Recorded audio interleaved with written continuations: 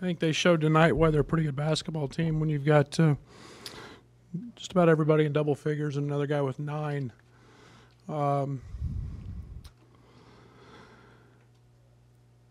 So much about what they do I like and I enjoy watching, and their balance is very good. Xavier Simpson, in my opinion, is the MVP of the league to this point, just simply because if you took him away from their team, you saw what happened when they took him out. We got after him pretty good, and it was a really quick substitution. But I thought we played well enough defensively tonight. I was really impressed with our guys' effort, our attentiveness to the scouting report.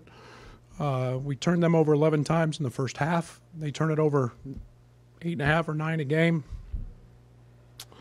And that's good enough to win. And the percentages were low. And yet we had some inconsistencies on the offensive end that we started the game and you start down 11-2, whatever it was, against the second-ranked team in the country, battling uphill.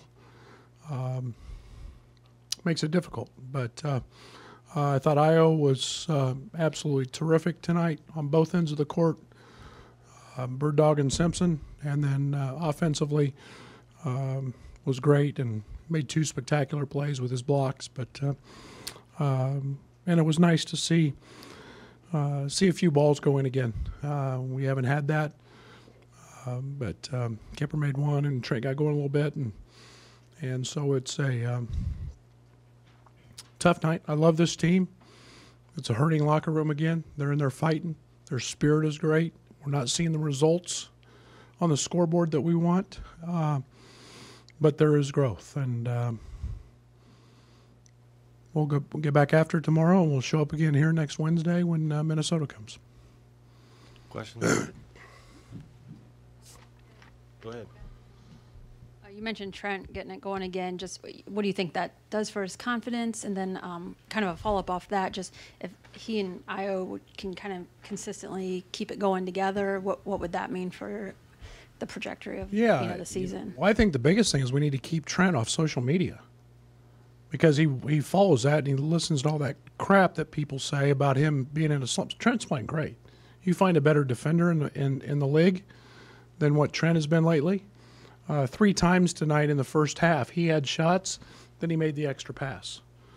Those are the right basketball plays. Trent Frazier, maybe because he didn't have 28 or whatever like he had at Missouri, people think that he's in a shooting slump. I asked him where he read it, and he said social media. I said, have I ever told you that? He said, no. He's got to learn to listen to the right people, I guess. But Io's playing great.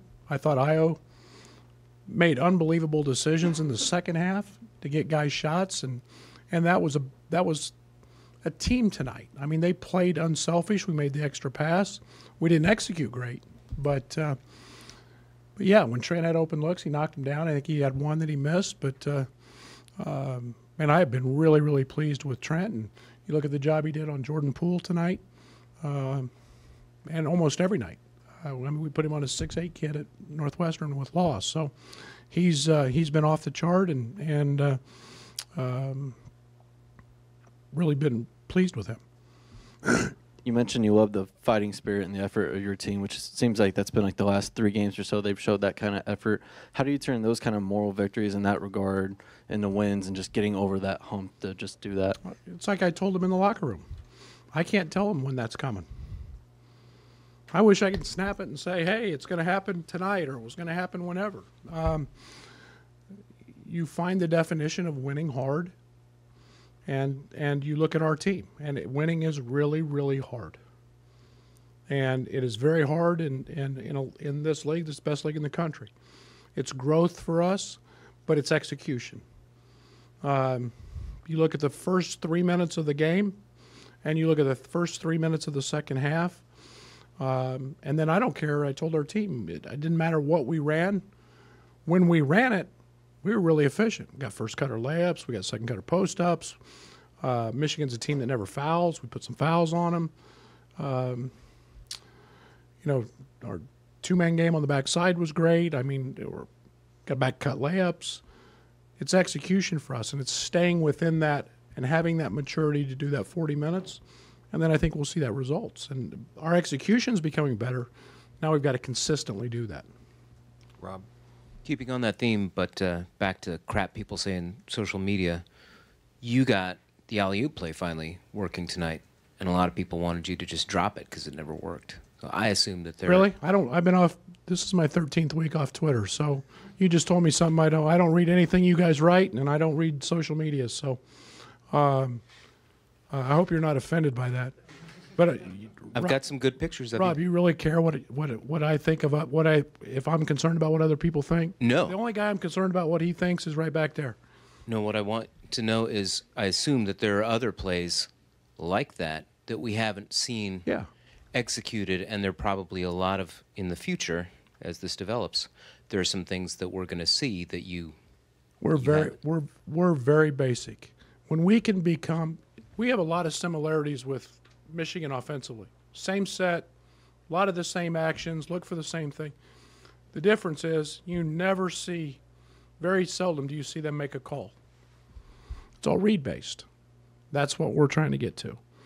And you see that now, those lobs, those first cutters, and you saw a back cut and a pass, and all those things are growing and developing. Do we have enough stuff in? I don't know. But we sure got a lot more options to keep going with, but we can't overwhelm them either. Back in the middle. Coach, you mentioned Xavier Simpson. You scouted him, last year, and then I guess for a game the year before when you were at Oklahoma State. I take it you've seen some growth, and he's become a bigger part of your scouting report. He couldn't play in the NCAA tournament game. We picked him at half court. He couldn't play, and probably shouldn't have played, to be quite honest, the way Walton was playing. But I think it's a testament to John's program. Look at it. Look at Simpson and his growth. Look at Teskey and his development. It's a tribute to their assistant coaches, their staff, in what they do. We're striving for that every single day with our guys. And but I don't know how long has John been there? A long time. 12 years. That's what happens when you get good players and you can develop them, and they've got guys sitting on their bench that are, I saw on this circuit, that are good players, and they'll get better as well. And Brandon Johns didn't even play tonight, and how good was he in the last Indiana game? So that's a testament to them, and they should be commended on that. And Xavier has been, like I said, I think he's MVP right now. You take him away from that team, and they're not number 2 in the country. 11 turnovers in the first half. What was maybe not as sustainable as that after? I mean, was it something they did better or something you didn't do quite as well? Yeah, they didn't take the ball out of Xavier's hands. Everything became a real high ball screen. They made a nice adjustment. They started back cutting. We call it the window. They started back cutting from that spot, which changed a rotation, simple rotation. But they basically, ball never got out of Xavier's hands. And if they did, they threw it to Teskey and threw it right back to him.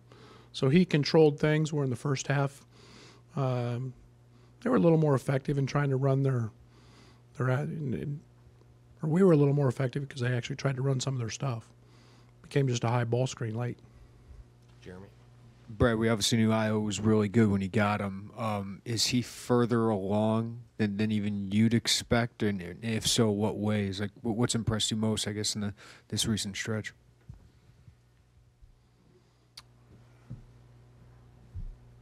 I don't know, Jeremy. I thought he'd be really good. I thought he'd be really good because he's. If you know Io as a person,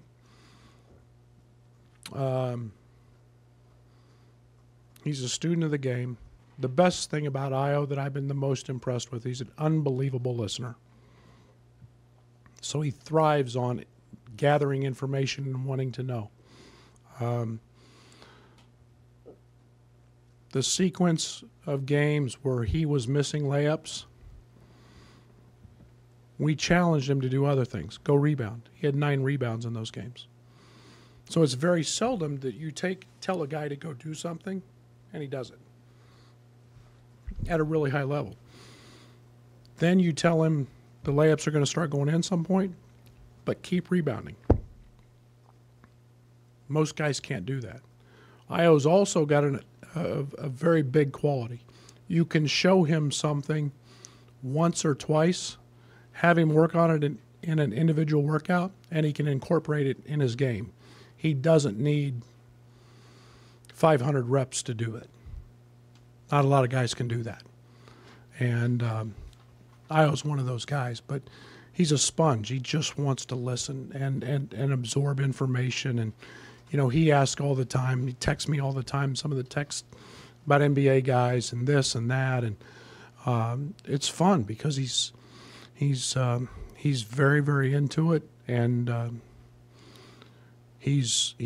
we're starting to see that. Has he touched his ceiling? Not even close. Not even close. Getting consistent bench production seems to be kind of a struggle for you guys this season. Just what do you need more out of that group in order to find that kind of consistency with that group? I don't know. It's really, really, really, really good at Northwestern. You know, I think it's sometimes matchups. I'm not, you know, I care about what goes on the bench and the productivity off that. But you know, we're young there. You know, I'm trying to give Tev and get him back in the flow, and yet you're still trying to win games and put your guys out there. You know, Tev and Allen are going to be really, really good, but it's with that's one of the downsides of our schedule. It's been really hard to get those guys in for extended periods of time to grow, but. I don't know. We'll see how it goes against Minnesota. We just keep working at it and doing what we do. Brad, it seems like early in the season we saw some kind of prolonged scoring droughts from you guys and 10 overruns, 12 overruns for them, but it seems like those have kind of disappeared here in the last few games. How much growth is there in that, and what's behind getting rid of those? That's huge. Defensively, we've become a lot better. I think one time we were 280th or so. In DER, defensive efficiency rating, and I think we're 85 now or somewhere in there. That's growth. You know, I think we're figuring out how not to foul as much. We still have a propensity of that. I think we're becoming more acquainted and better aligned with our system and how we make our rotations and do those things. And those are all positives.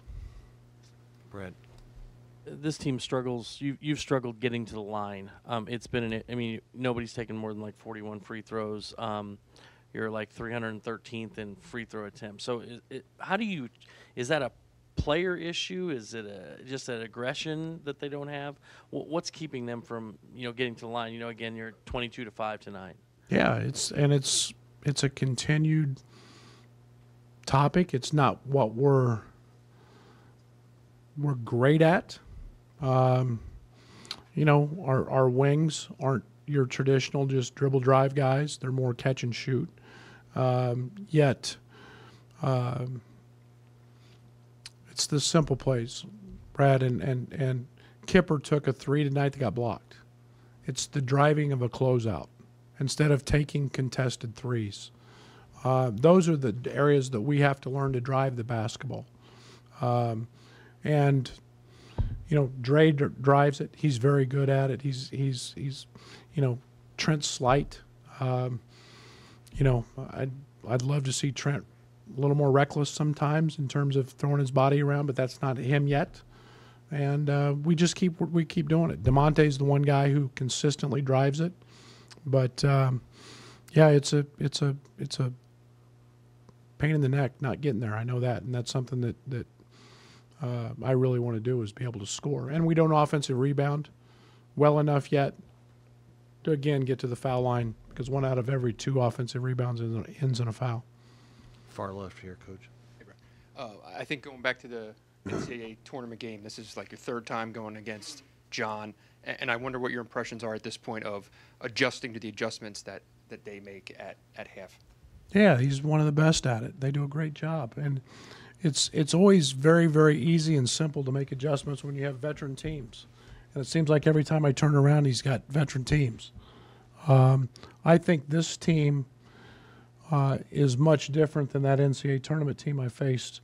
That team was really a catch-and-shoot team. This team has 4 or 5 guys that just scare the tar out of you with dribble drive. And, and they cause matchup problems. He's a dribble drive guy.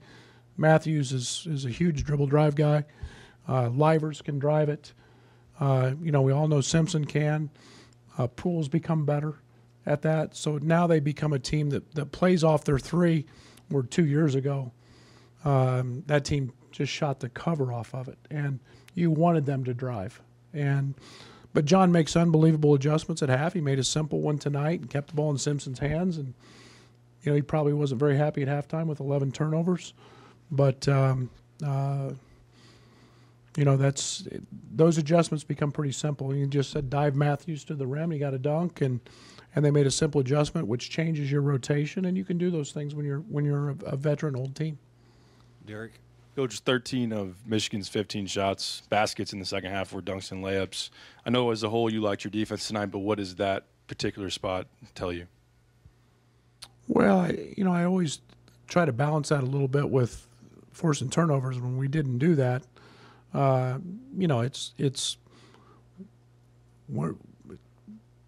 we've got to get better at our rotations. We've got to get better at taking charges. We didn't try to take any tonight. We don't have that elite shot blocker there yet, which changes some of that. But I won't make too much out of that. We'll continue to get better than that. I didn't think they could beat us with 2s. They're a scary, scary team when they start making 3s, and I'd rather them dribble, drive, and shoot 2 than start banging open 3s. Okay, thank you, Coach.